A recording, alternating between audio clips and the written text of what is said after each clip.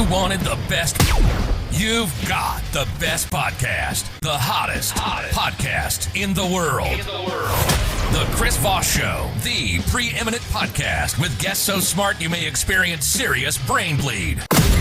Get ready. Strap yourself in. Keep your hands, arms, and legs inside the vehicle at all times, because you're about to go on a monster education roller coaster with your brain.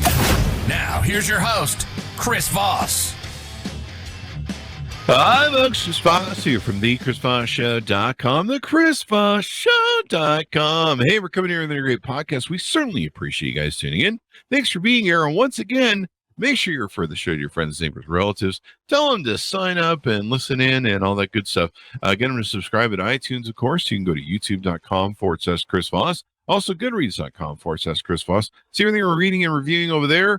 Our big LinkedIn newsletter. Of course, subscribe to that and the 122-member LinkedIn group on LinkedIn. Of all places, the LinkedIn group on LinkedIn. Who knew? It's not on TikTok. The LinkedIn group isn't on TikTok. I don't know. This makes no sense.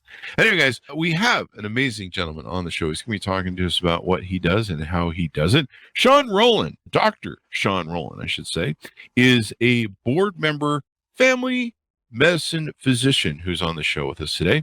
He's also the founder of JASE Medical. He has a passion for educating and empowering his patients that led to the development of JASE, a company that he founded in 2021 to help people be better prepared medically, which is certainly something everyone needs to do, because when emergencies happen or when you don't have something you need, that's a problem, especially in today's world where we're running out of everything, I guess, including common sense. So welcome to the show, Shawn. How are you?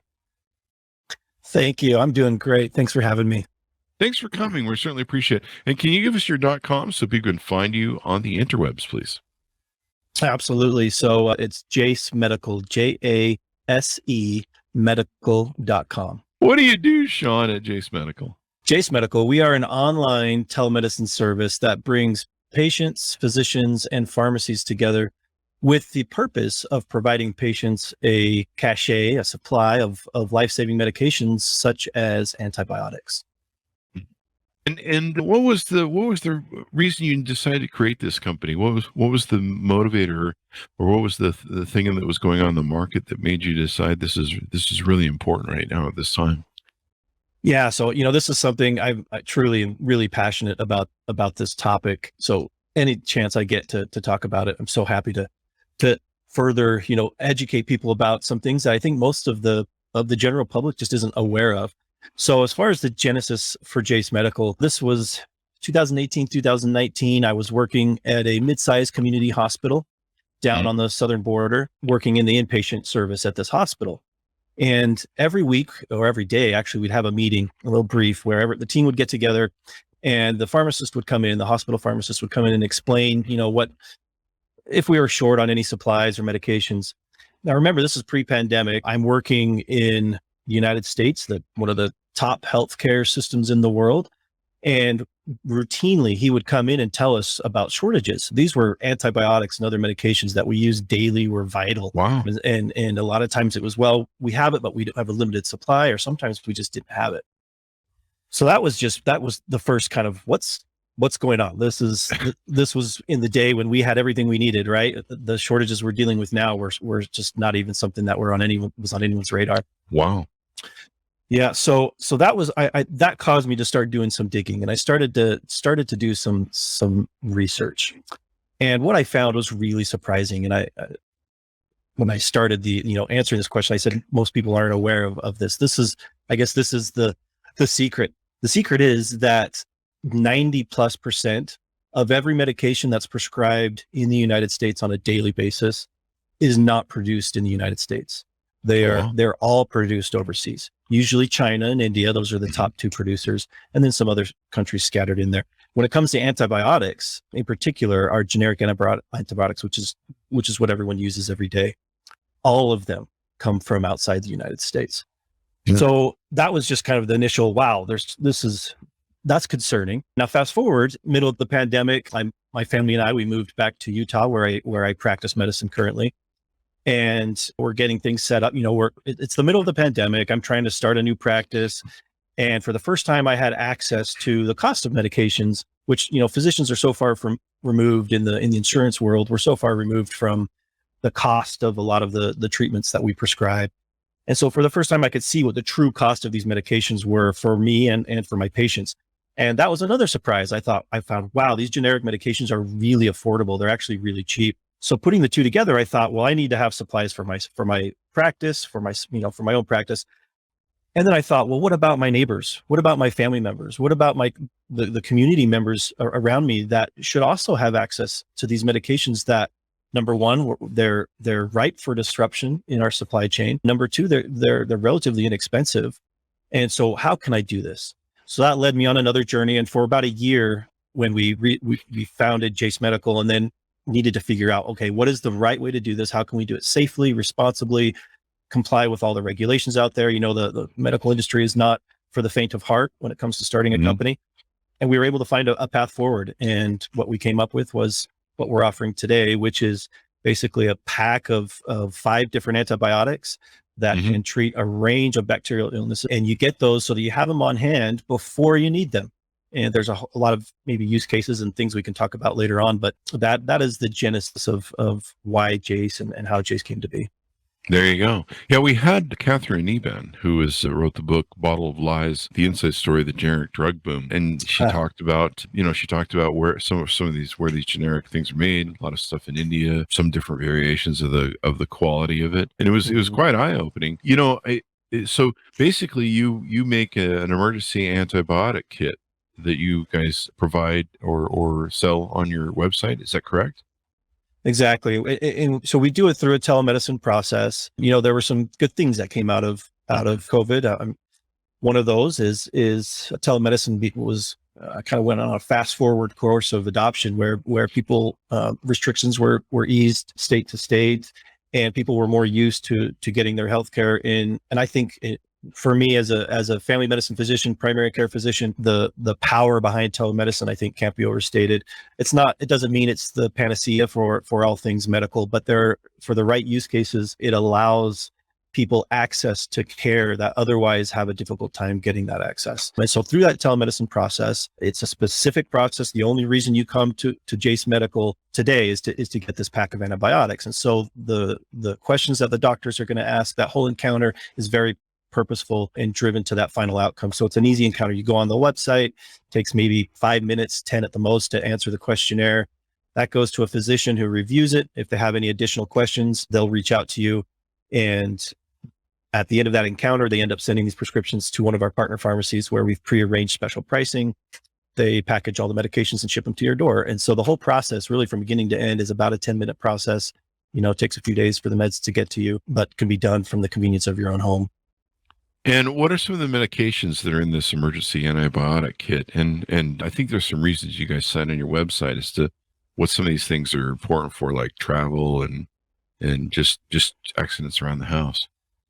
Exactly. So great question. The trick in as we're kind of developing, okay, which medications should we supply? Ideally, you'd want to give everyone something for every eventuality, but there's cost and safety involved in this decision.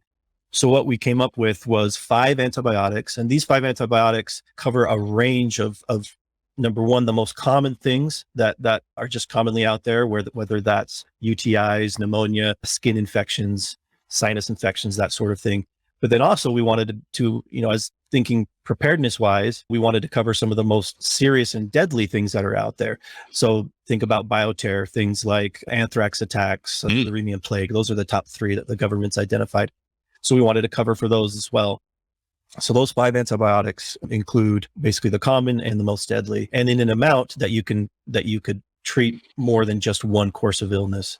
The way we put it together was basically we intended it to be for one adult to cover anything that might happen within in a year's period of time. And that's gets into some of the other part of this and doing it responsibly, not just throwing as many pills as we can your way, trying to do it in a way that's responsible for the community. So there is a limit, but those, as far as what they cover, there's a whole range. It comes with a little book. The book is written to be accessible to the layperson, where you can, there's look at some of the symptoms you might be having, and it'll help guide you into what would be the best medication to take in that instance. Now, we always encourage people to reach out. They can reach out to their private doctor, their private, their family doc. I've got this going on, and the doctor could tell them, here's the medication you can take. And they say, oh, nice. I've already got it in my medicine kit here. Or they can reach out to us as well. And as part of the service, we offer them that access to our physicians as well. Do I have this correct? A lot of them are penicillin based. So it's penicillin, if people are familiar with that, for fixie stuff, right? One of them is, yes. Okay. The amoxicillin clavulanate, which is also known by the brand name Augmentin. That is a penicillin-based medication. And actually, that reminds me, because we get a lot of questions from people who say, well, what if I have allergies? And penicillin happens to be one of the more common antibiotic allergies. And that's part of the telemedicine process that, those questions are addressed. And then we have substitutions. If that's the case, we'll substitute that with a different medication. But certainly, yes, Augmentin is in the kit. That's a great choice for things like sinusitis, for example. That would be a first line choice there. Yeah. I can attest to why it's important to have this stuff on hand. Number one, telemedicine is probably around because of, I did an article with Forbes in 2012, 2013, calling for telemedicine and just complaining about, having to wait in waiting rooms for multiple hours and then almost losing my toe and having to go in for a bone scrape. And I'd gone in Southern California to a doctor that, it was questionable what they really were up to, because they really had a hard on to have me referred to the hospital. They're clearly getting a referral fee. And they wouldn't prescribe penicillin to me because they're like, well, everyone, it's an issue.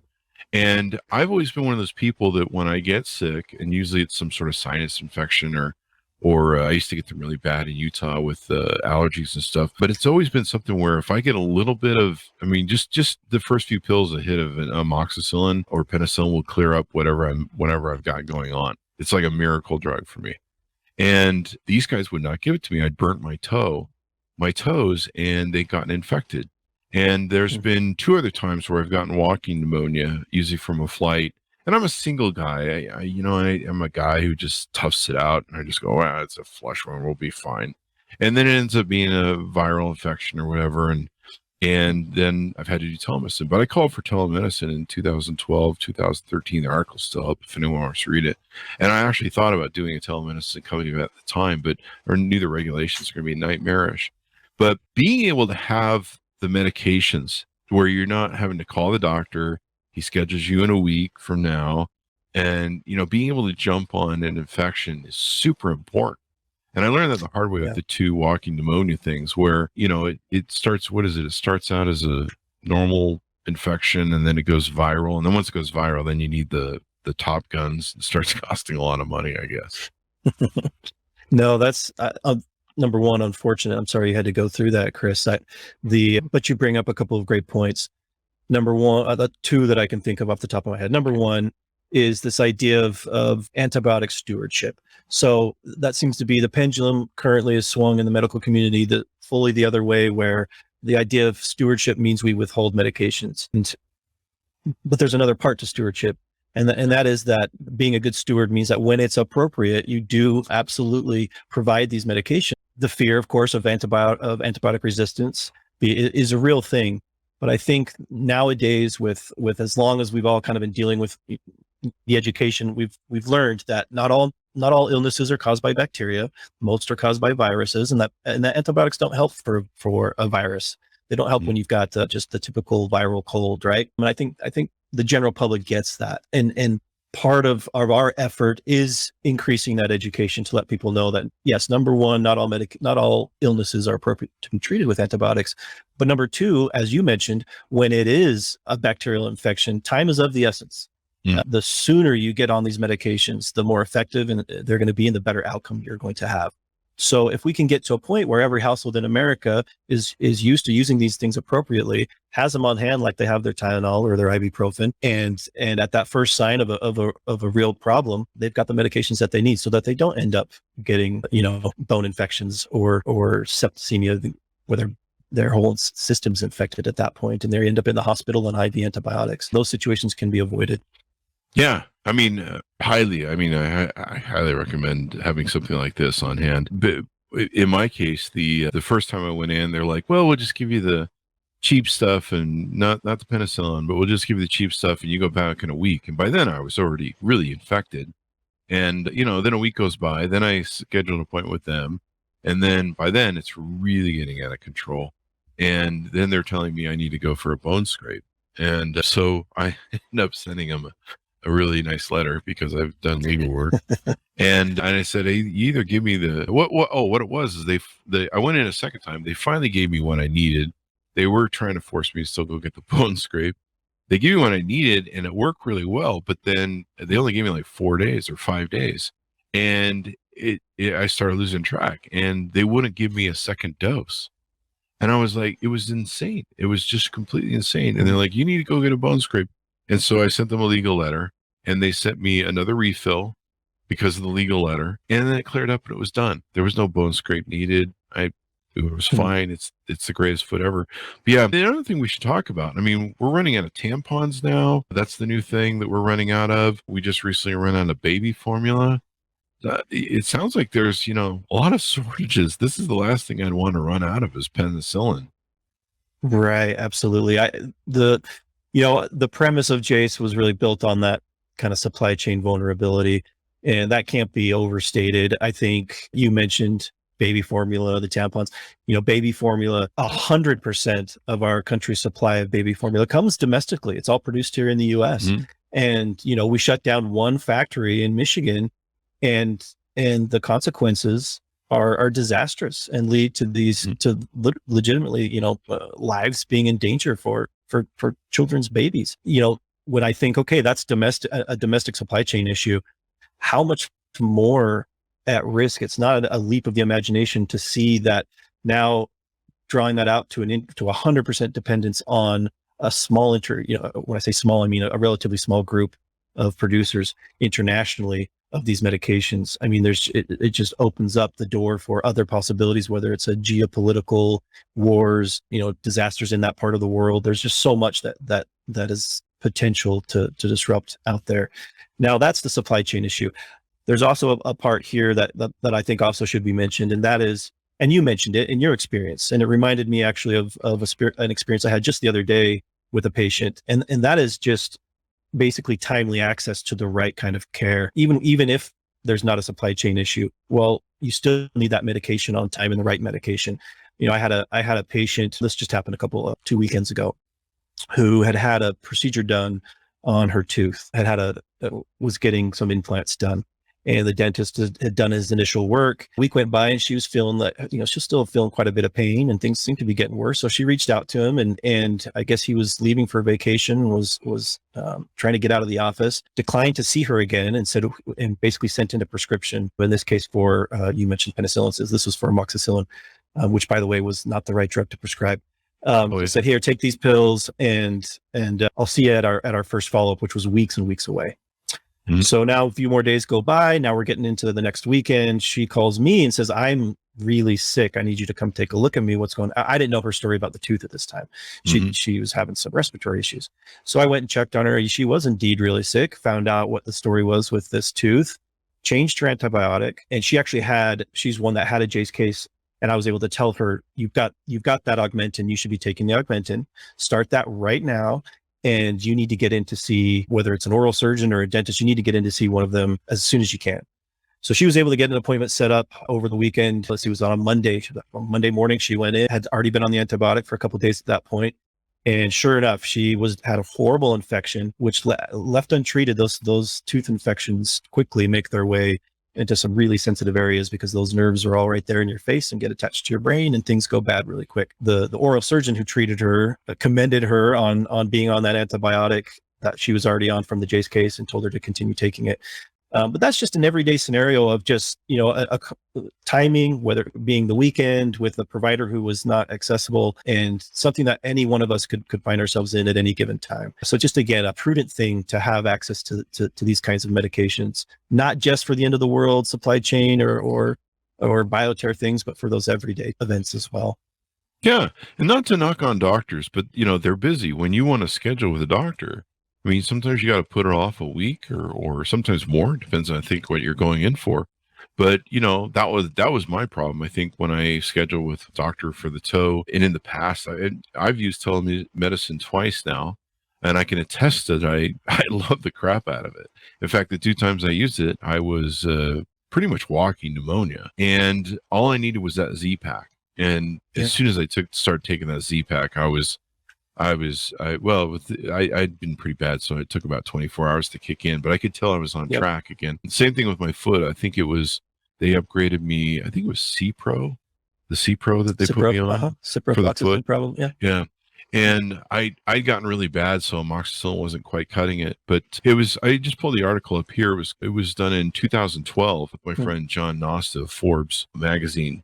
And he interviewed me for an article after my foot had gone through this thing and almost got to a bone scrape. Yeah, the one time I got, not to make this about me, but I'm just trying to show some examples. I'm a good example. The one time I got walking pneumonia, I got in the flu or whatever, on a plane coming back from CES, I think it was, or a CDS show. And, I just hack through it, I'm a man. And it goes from that one stage to the viral stage. And then you've got to have really powerful Z-Pack, and you got to really throw some hard stuff at it. But you don't want it to get to that point. Because like you say, the infection, there are people that die and the infection goes in their brain. It can go in your heart. It can, you can end up you can kill yourself if you're not careful. Yeah. It's typically those, if you are going to get a pneumonia, a lot of times it starts out as you have a cold, you have a virus that like any other cold, you're coughing, it sets in, and you get that post-viral pneumonia, which does need to be treated with antibiotics. Part of the other, I guess, as much as we'd love everyone to come and get their kit from us, at the end of the day, what we're really after is just raising this awareness and wanting people to be prepared. You mentioned how long it can be sometimes to get that appointment. Hey, if you've got a great relationship with your primary doc and you can call them up, maybe you're okay waiting the 2, 3, 4, 5 weeks for that appointment, and get to him and say, hey doc, I'd like 5 antibiotics. I'm not sick right now, but I'd like these 5. Do you think you could prescribe those for me? And maybe you've got a great relationship, and he says sure, and he writes those scripts. You take those scripts to the pharmacy and you pay retail rates. Something I didn't mention was that this is not covered by insurance. So you're going to be paying out of pocket for all of this, right? So you're going to pay out of pocket for that doctor visit. You're going to be paying out of pocket for the meds. So you're going to take those prescriptions to the pharmacy and get them filled and pay whatever the rates are at the pharmacy. 100% would be happy if that was the best situation for you to do. I'm going to say do it, because at the end of the day, that's what I care about, is that you've got access to those medications. Now, the flip side is we did spend quite a bit of time and effort putting together this telemedicine encounter in a way that allows people to come on the site at their own time. Takes 5-10 minutes to fill it out. You pay the fee for the meds, and all the rest of it happens basically behind the scenes. Next, you wait a few days and you have those medications at your door at what really is an affordable rate. We did some cost test comparisons. And when you look at retail rates, which are all across the board, as you may know, if you've looked at any, when you go to a Walmart or a Costco or wherever, they've all got really different pricing for their meds. But anyway, the range that we've seen, if you were to do this on your own, was anywhere from $400 to $700 all in, when you include the doctor visit and everything else. So our entire process and visit, the medications, everything, $259 gets you the kit, and you're set. You can put it next to your medications. You can put it with your food storage, wherever you'd like, and you're set for quite a while. Which brings me maybe to another question, which is, how long do these medications last? That seems to be probably the most common we get. Granted, you're spending some money here, and we hope you never have to use them, and you hope you never have to use them, but you also don't want to have to keep doing it over and over again because the medications expire.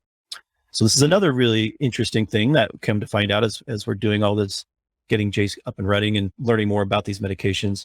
So the federal government maintains quite a large stockpile of a lot of these antibiotics, some of them specifically for those bioterror events, so that we've got some access to some kind of treatment.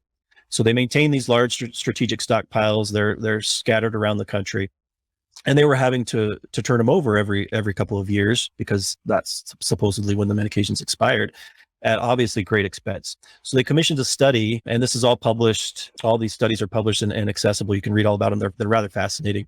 But what they found out was that when these medications are stored appropriately, And that just means they're kept dry in a cool environment. The average across the board, when you average them all out, was a minimum of 5 years. Basically, they retained greater than 90% of their potency for a minimum of 5 years, with a lot of the ones that we chose in our pack actually showing that they retain that potency for as long as 15 plus years. So that expiration date is something that obviously the manufacturer has to put something on there. They're not incentivized to make it a long date. States have laws for the pharmacists that say that your prescription can only be good for a year. So they have to put that year date on there. But it turns out that the actual longevity of these medications when stored properly is far beyond that. So that should also provide some peace of mind for people who are thinking, if I want to do this, how long are they really good for? Again, it's going to depend on keeping them, in that dry environment. Humidity will kill them quickly. Heat will kill them quickly, but you can get them to last for quite a while. There's one don't leave them out in the sun. Yeah. Don't leave the meds out in the sun. Don't let them get wet. The other part to that, though, is back in the day, medications, tetracycline is one of them, which was a common antibiotic. It's still used, not as much as it used to be, but that medication and some other antibiotics, over time, they degrade into toxic substances and they would actually kill you. And so that's the fear of, if I take an expired medication, is this going to not be, is it no longer amoxicillin? Is it something else? And we specifically chose these 5, again, wanting to cover the most that we could cover as far as the range of illness, some of the most serious illnesses, but also find medications that were relatively safe when it comes to antibiotics. None of these 5 medications over time will degrade into any toxic substance. At worst, you would maybe lose some potency after many, many years. So another thing to keep in mind. Yeah, I mean, I've had to take some of these things over, mostly, stuff that will help you. You mentioned the pricing, $259.95 includes all 1, 2, 3, 4, 5, 6 of these medications. And then on your website, you've got a pricing comparison where to buy all these from Target, Walmart, or Walgreens may cost you 2 to 3 times as much. But usually 3 times as much, which makes sense. I mean, you're buying all this stuff at full retail from these guys who this is how they make their money. Right. And to me, it just makes sense because the speed of when you can get on something to keep it from becoming something far worse, like I did with my foot. If I would have had the medications right away when I first got my burn to maybe get ahead of any sort of infection. The same thing with the 2 times I got walking pneumonia. If I would have jumped on the original sickness and got that knocked out, it never would have gotten to that point where I think there's one. I think the second one I should have been in the hospital. But once I got the Z-Pack, I came out of it, and that was all the thing. Now you market this also, I should mention, in U.S. and Canada. Is that correct?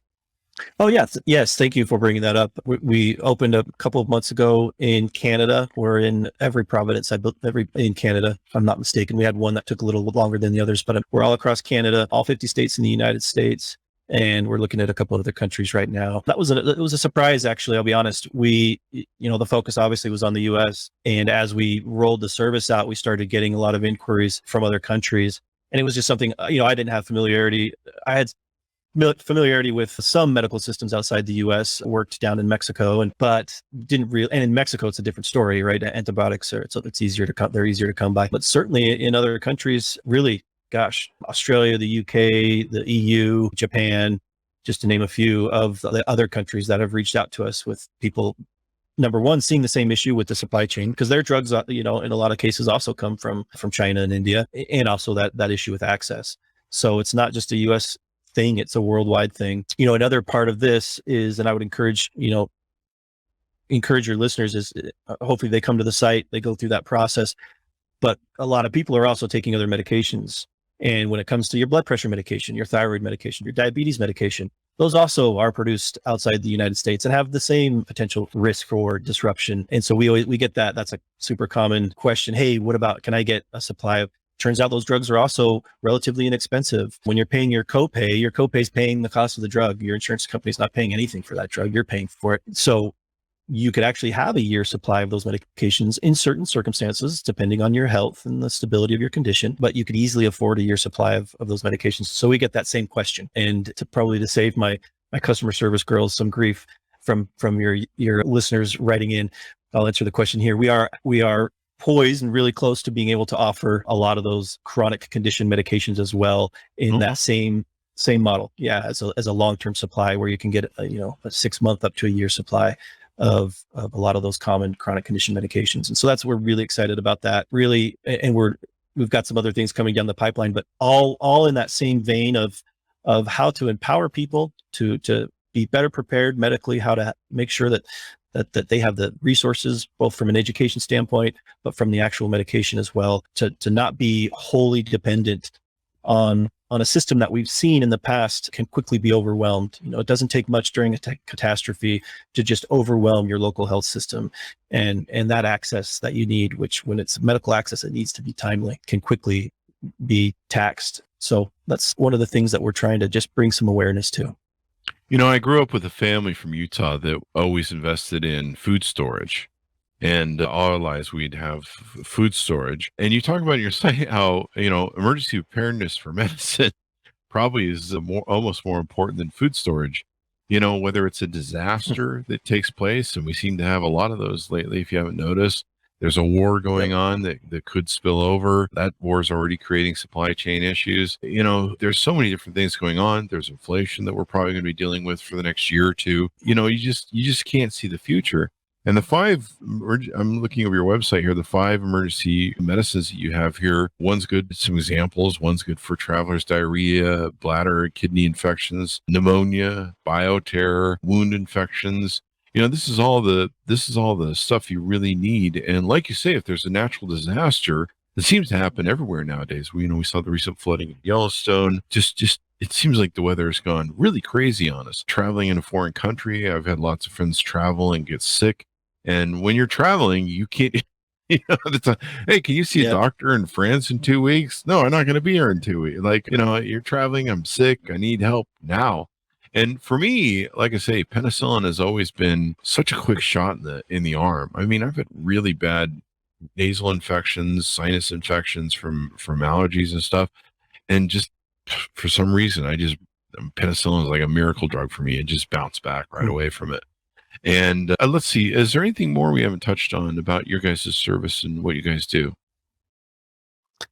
No, I think we've really hit on certainly all the highlights that we try to get the word out about. Being aware, just where all these things are coming from, where those potential issues could be. This is not it's something that we just don't hear a lot about. You talk to someone in the medical community though, and they'll tell you. I mean, just the other week there was a national, and it's still going on, a national shortage of contrast to do CT. When you get a CT scan, a lot of times they use contrast. That substance is in short supply. 100% of hospitals in the United States have reported drug shortages in the last couple of years. It's across the board. So and you may be saying, well, I haven't, that hasn't affected me. And my little reminder there is it may not have, but this is all just to tell you that it's a razor's edge that we're riding. And people, we're saying, what's next? You brought it up earlier. What's next? Is it tampons? Is it baby formula? Toilet paper. Right. So this is one of those things where bread. Right. It's everything. It's computer chips. It's whatever, good luck ordering a new appliance. You might be lucky to get it in 6 months. So we're all kind of aware of that now. And this is just one of those things that, hey, I hope it never happens. I hope we never have a supply chain issue, and that would be great if we didn't. But for a short, relatively short portion of your day, 5 to 10 minutes, and for a relatively inexpensive investment, you can at least get some peace of mind that you're covered in this one area of the dozens that are out there. This is the one little thing that we're trying to do to make a difference. I can highly recommend it based on the stories that I illustrated. Man, I could have saved myself so much pain. And then, of course, downtime. For me, I'm an entrepreneur, so time is money. And being down for 2 or 3 weeks, I mean, I've got smart friends that are smart entrepreneurs, and they always have like a Z-Pack or something on hand. And they just jam that when they start feeling, they get a little cough or something, and then they're fine. And they don't lose all the time that you can lose. And in this world, you can't afford to be down. I mean, it's just crazy. And there's so many flus going around. We saw that with the, now monkeypox is a thing, and right, and of course COVID and everything else. But anyway, anything more you want to touch on before we go out? And give us your .com so we can look that up and get in touch with you. Yeah, no, I really appreciate the time. Always love talking about about JASE and just educating people. It's JASE medical.com. What I would encourage people to do is, we don't have our chronic meds. They're coming here really shortly. Get on the site, order your antibiotics, and you'll be on our list, and you'll be the first to hear when we do get those chronic meds going as well. There you go. That'll be good. I know my mom's on a lot of meds, and I'd hate to see her meds disrupted. I think my sister in a care center is on a lot of meds too as well. And yeah, it's just crazy what's going on in the world with supply chains. We've had a couple authors on that have done books on supply chains, and I don't think they realized how crazy it was going to get when they wrote their books, but it definitely showed the cracks in the system. Yeah, that just in time kind of mentality, I guess it worked for a while, but I think this is here to stay, and I think it's going to be a while if we ever return to what we were used to before. In the meantime, there are some steps that can be taken to at least maybe not on a societal level. If we had production back in the U.S., that would be great. We opened up a few of our own factories for some of these medications, and hopefully that is eventually what will happen. But in the meantime, it's something that you can do on a personal level. Definitely. Oh yeah, we ran out of medical masks. I remember thinking when that came out, I was like, how do we run out of medical? What the heck? So yeah. Right. Anyway, guys, I highly recommend the service. Check it out. It's definitely important. And like I say, it saves me having stuff on hand, because you just need to jump on stuff. Because man, when it gets bad, where you gotta start going to the hospital and running up bills, or you've got an infection that can kill you, that's the last time you want to be chasing. You don't want to be chasing it, basically. So guys, be sure to check it out. Go to jasemedical.com and check out what he's got going over there. Great website. Thanks for being on the show. We certainly appreciate it, Shawn. Thanks, Thank you Chris. for coming on. Appreciate And it. thanks, my audience, for tuning in. Thank you. And thanks, my audience, for tuning in. Go to goodreads.com/Chris Voss. Go to youtube.com/Chris Voss. Hit the bell notification. Our groups on Facebook, LinkedIn, Twitter, Instagram, and follow the show over there. Thanks for tuning in. Be good to each other. Stay safe, and we'll see you guys next time.